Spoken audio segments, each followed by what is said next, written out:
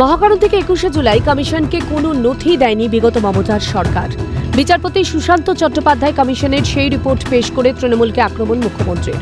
পুলিশের গুলিতে মৃত্যুর যথার্থতাও কমিশন পায়নি। শুধু রাজনৈতিক পদ বা সরকারি ক্ষমতা নয়, ব্যক্তিগত বিষয় সম্পত্তি, আমেরিকায় গিয়ে চোখের চিকিৎসা, চার্টার্ড ফ্লাইটে ঘোরা, হরিশ চ্যাটার্জি, হরিশ মুখার্জি স্ট্রিটে 38টা প্লটের মালিক হওয়া, অসংখ্য প্রাসাদের মতো বাড়ি তৈরি করা সহ অনেক কিছু করে নিয়েছেন মুখ্যমন্ত্রী। তীব্র আক্রমণ শানান তৃণমূলকে। বিধানসভায় মুখ্যমন্ত্রীর রিপোর্ট পেশের পর চর্চায় রাজনৈতিক মহল। 21শে জুলাই নিয়ে এরা একদিন ব্যবসা করেছে। বর্তমান মুখ্যমন্ত্রী বিভিন্ন ঘটনায় একের পর এক বৈপ্লবিক সিদ্ধান্ত নিচ্ছেন, এটা অনস্বীকার্য। এখন জড়তা মুক্তি হচ্ছে খোঁচা বিজেপির প্রধান মুখপাত্র দেবজিৎ সরকারের। আমরাই তো সেটা বলছি যে এতদিন ধরে যখন এত কিছু হয়েছে তো সেগুলো তো করতে পারেনি এরা এই জিনিসটিকে নিয়ে অর্থাৎ 21শে জুলাই নিয়ে বারবার ব্যবসা করেছেন। আমাদের বর্তমান যিনি মুখ্যমন্ত্রী শ্রী শুভেন্দু অধিকারী, তিনি তার মাননীয় মন্ত্রী পরিষদদের নিয়ে বিভিন্ন সময় তিনি একের পর এক বৈপ্লবিক এবং ঐতিহাসিক সিদ্ধান্ত নিচ্ছেন, সেটাকেও অস্বীকার করতে পারবে না। যে জড়তা এতদিন পর্যন্ত আমরা প্রশাসনের ক্ষেত্রে কিংবা সরকারের ক্ষেত্রে দেখেছি, সেই জড়তা মুক্তি চলছে। এরকম যত কমিশন, বিজন সেতু হত্যাকাণ্ড কিংবা সাঁইবাড়ি হত্যাকাণ্ড, যেগুলো নিয়ে আমরা সব বড় বড় কথা শুনতাম, এই মমতা বন্দ্যোপাধ্যায়, অভিষেক বন্দ্যোপাধ্যায় বা তাদের কোম্পানির লোকজনদের গলায়, সবই তো বন্ধ হয়ে গিয়েছিল। এখন সম্মাননীয় মুখ্যমন্ত্রী শ্রী শুভেন্দু অধিকারী এবং তার পরিষদ যারা মন্ত্রী আছেন, তারা বিষয়টি দেখছেন এবং তারা সদর্থক ভূমিকা নিচ্ছেনও। পার্টি সরকারের সঙ্গে আছে এবং আমরা একে শুভেচ্ছা জানাচ্ছি এই সিদ্ধান্ত।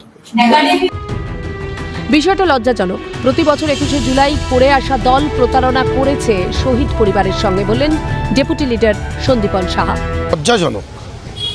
একটা সরকার বছরের পর বছর একটা দল 21শে জুলাই করছে, তারাই সরকারে আসে, আর তার সরকারের যে মাথা মুখ্যমন্ত্রী, তিনি চ্যাটার্জি কমিশনের রিপোর্টটাকে চেপে রেখে দিলেন। এটা ভাবা যায়? আজকে তো এটা জানা সবার অধিকার।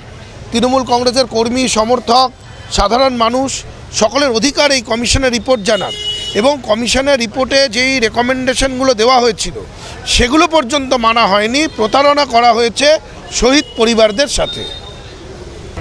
21শে জুলাই কমিশনের কাছে তিনি নিজে সাক্ষী দিয়েছিলেন, কিন্তু আউটকাম দেখতে পাননি বলে আজ বিলম্বিত বোধোদয় ফেরহাদ হাকিমের। মুখ্যমন্ত্রীর সিদ্ধান্তকে স্বাগত জানান ঋতপন্থী তৃণমূল বিধায়ক ফেরহাদ হাকিম। আমিও শহীদ হতে পারতাম, কিন্তু বেঁচে আছি ওপরওয়ালার দয়ায়। সেদিন মনের থেকে মেনে নিতে পারিনি 21শে জুলাই পালন, স্বীকারোক্তি ফেরহাদের। 21শে জুলাইয়ের কমিশন, আমিও সেই কমিশনের সাক্ষী দিয়েছিলাম, কিন্তু আউটকামটা আমরা কোনোদিন দেখতে পাইনি। আজকে মুখ্যমন্ত্রী বলেছেন যে সেই 21শে জুলাই কমিশনের রিপোর্ট বিধানসভায় পেশ করবে। আমি স্বাগত জানাই, তার কারণ হয়তো 21শে জুলাইয়ের শহীদ আমিও হতে পারতাম।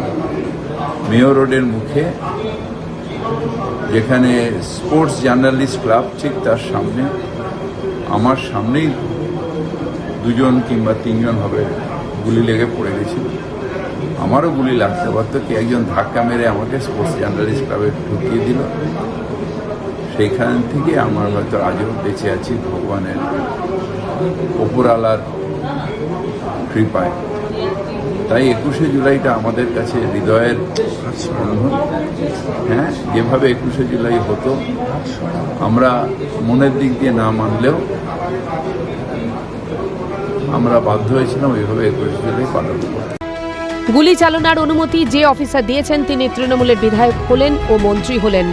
শহীদদের পরিবারদের নিয়ে শুধু রাজনীতি হয়েছে বললেন কেন্দ্রীয় শিক্ষা প্রতিমন্ত্রী সুকান্ত মজুমদার। প্রাক্তন মুখ্যমন্ত্রী কথা রাখেননি, কিন্তু বর্তমান মুখ্যমন্ত্রী কথা রাখলেন। 21শে জুলাই যে ঘটনা ঘটেছিল, সেই সময় যুব কংগ্রেসের আন্দোলন হয়েছিল। তৎকালীন যুব কংগ্রেস নেত্রী মমতা বন্দ্যোপাধ্যায় তা লিড করছিলেন। প্রায় 13 জন মারা যায় পুলিশের গুলি চালনা, এবং সেটাকে ইস্যু করে প্রতি বছর শহীদ দিবস পালন করত তৃণমূল কংগ্রেস। পরে যখন তৃণমূল কংগ্রেস ক্ষমতায় এলো 2011 সালে, দেখা গেল গুলি চালনার পারমিশন যে অফিসার দিয়েছিলেন তিনি তৃণমূল কংগ্রেসের বিধায়ক হলেন এবং মন্ত্রী হয়ে গেলেন। এবং 15 বছর ধরে তৃণমূল কংগ্রেস থাকার পর ওই শহীদদের পরিবারগুলোকে নিয়ে শুধুমাত্র রাজনীতি হলো, কোনো কমিশন কোনো রিপোর্ট কিচ্ছু দিল না। অথচ মুখ্যমন্ত্রী সরকারে আসার আগে তার দলকে এবং মানুষকে প্রতিশ্রুতি দিয়েছিল যে তারা সরকারে এসে তদন্ত করে দেখবেন যে কাদের জন্য এতগুলো মৃত্যু হলো এবং তাদেরকে উনি শাস্তি দেবেন বলেছিলেন। তিনি কথা রাখেননি, আমাদের সরকার কথা রাখেন। এদিন শহীদদের প্রতি শ্রদ্ধা জানিয়ে সমাজ মাধ্যমে পোস্ট করেন সাংসদ কাকলি ঘোষ দস্তিদার।